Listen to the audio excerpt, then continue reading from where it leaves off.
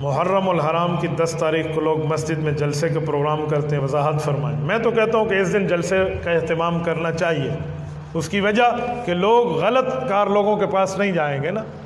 وہ ادھر ادھر جا کر اپنے عقائد برباد کرنے کے لیے کسی دائیں بائیں کے جلسے میں تو نہیں جائیں گے، کوئی ادھر ادھر کوئی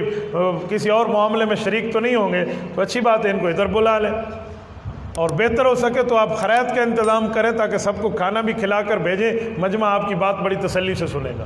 لیکن اس کا یہ مطلب نہیں ہے کہ 10 محرم کو جلسہ کرنا ثواب ہے، 11 کو کرنا ثواب نہیں ہے۔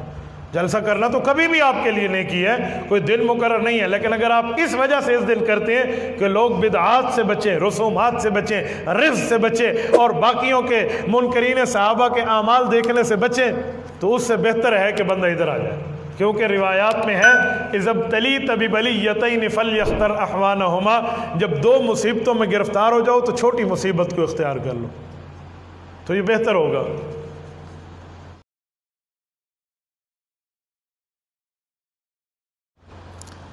مسجد کے دروازوں میں شیشے لگے ہوئے ہیں، جب نماز پڑھتے ہیں تو آدمی کو اس میں چہرہ نظر آتا ہے، نماز پڑھنا جائز ہے؟ بالکل جائز ہے، کوئی نہیں مسئلہ۔ اگر آپ کی نماز خراب ہوتی ہے تو آپ آنکھیں جھکا لیا کریں یا آنکھ بند کر لیا کریں۔ عام طور پہ نماز میں آنکھ بند کرنا ٹھیک نہیں ہے، لیکن مجبوری ہو، کوئی وجہ ہو تو آنکھ آپ بند کر سکتے ہیں۔ اگر آپ کو آپ کا چہرہ نظر آتا ہے تو ٹھیک ہے، پھر آپ آنکھ بند کر لیں، ایسی کوئی بات نہیں ہے۔ بندے کو اپنا آپ نظر آئے، نماز ٹوٹتی ہے، تو پھر کسی کو اپنی نماز میں سایہ نظر آ جائے، ظہر کی نماز میں اگر سورج تھوڑا سا پیچھے ہو تو بندے کا سایہ آگے ہو جائے گا، تو پھر نماز ختم ہو جائے گی،